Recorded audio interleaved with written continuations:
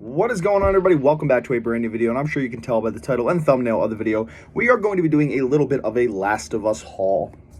Nothing too crazy, nothing too big, but a little haul at that. So the first item we're going to be looking at is this Last of Us Nooks, sorry.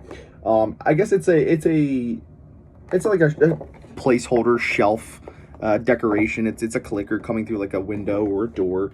I thought it looked pretty cool. You know, I picked it up at Walmart. It was like 19 bucks. It was made by Culture Fly. It's ages for 17 and up.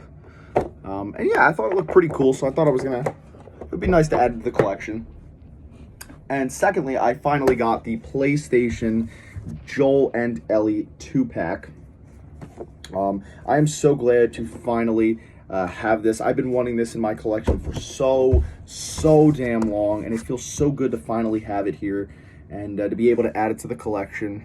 This thing cost a absolute arm and a leg for this 2-pack, but I'm happy I finally have it. So yeah, without further ado, we're gonna get these things open up and have a closer look.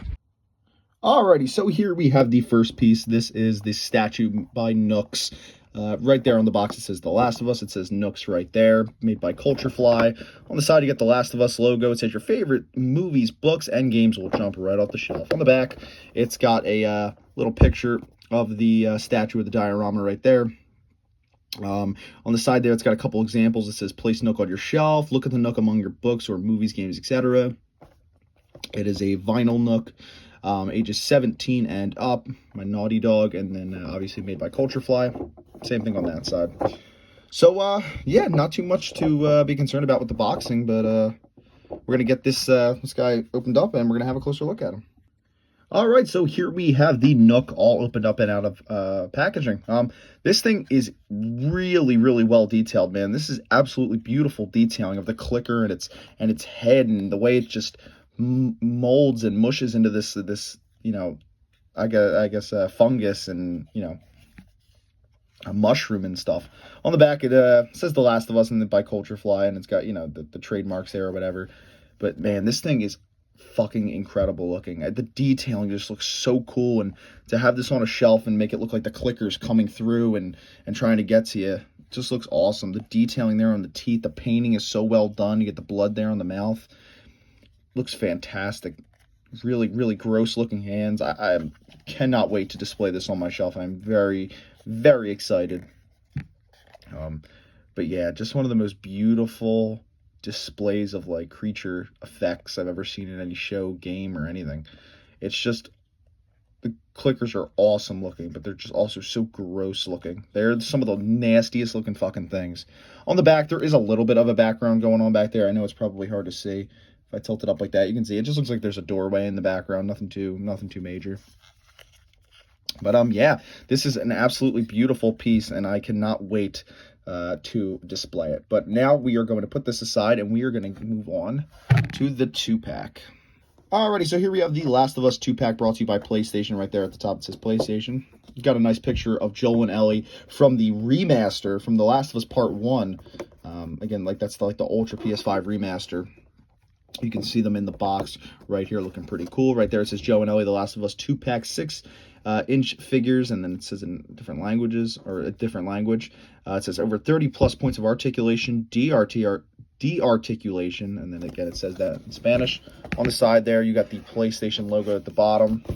On the back you got the same picture of Joel and Ellie, and then on the side you get more looks at the figures there.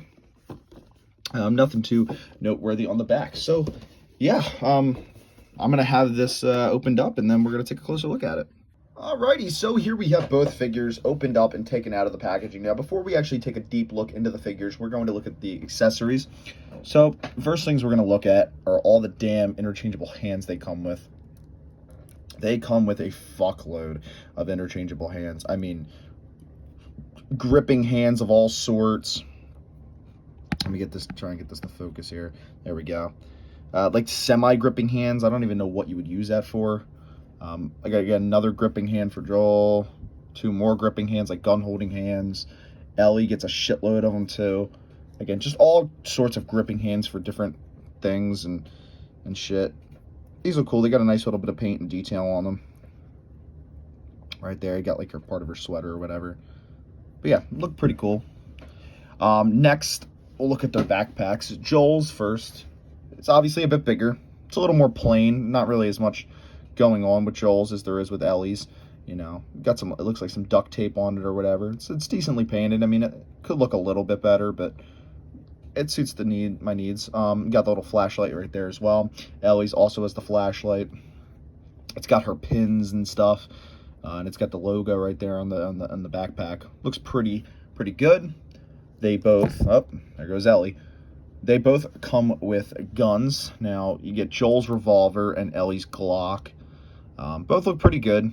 Again, very similar accessories that come with the Part 2 figures from NECA, which I will be comparing to these two once I get into the figures, but they look pretty good, you know, well painted. You know, they get this one's got a brown handle, this one's got a black one.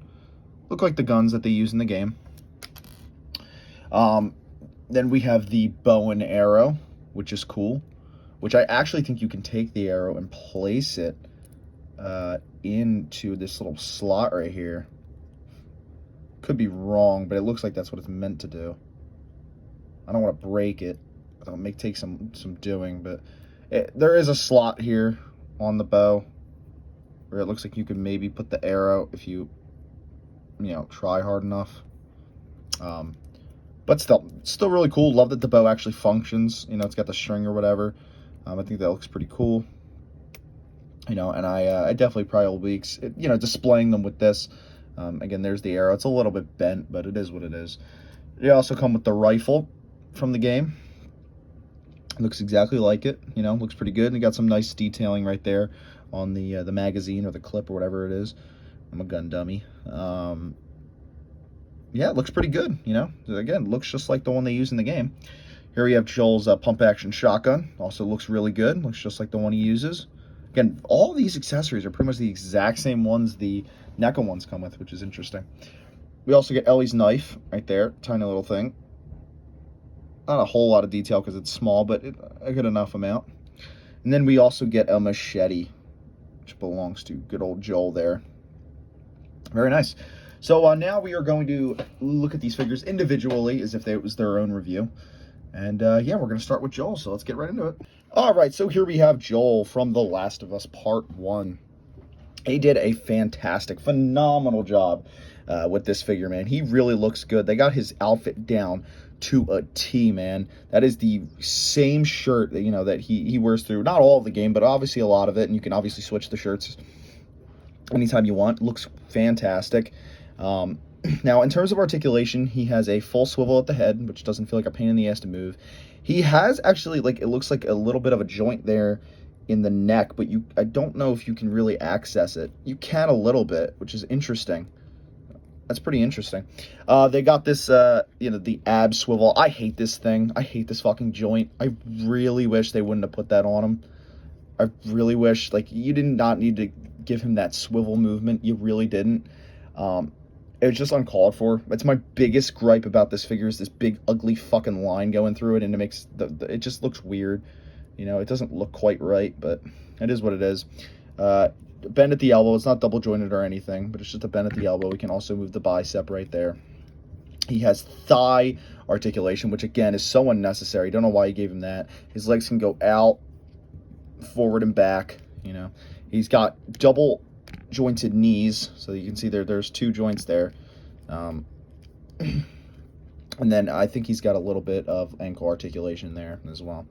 But again, in terms of the detailing though, man, he looks good. That head sculpt looks fantastic. That looks just like Joel from The Last of Us Part 1. As a matter of fact, I would go as far to say this one actually is a bit stronger than the NECA head sculpt, which we're going to have a look at in a few minutes here. But well, you know, on his wrist, he's got his watch there, which again is another thing the NECA version left out, like, which is shocking, you know.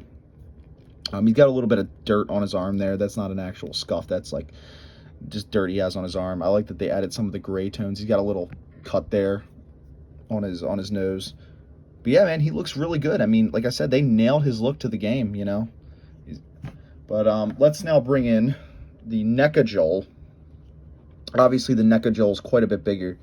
And man, like, comparing the head sculpts This one, man, by far is better than this one. Obviously, this is depicted from part 2, and this is part 1.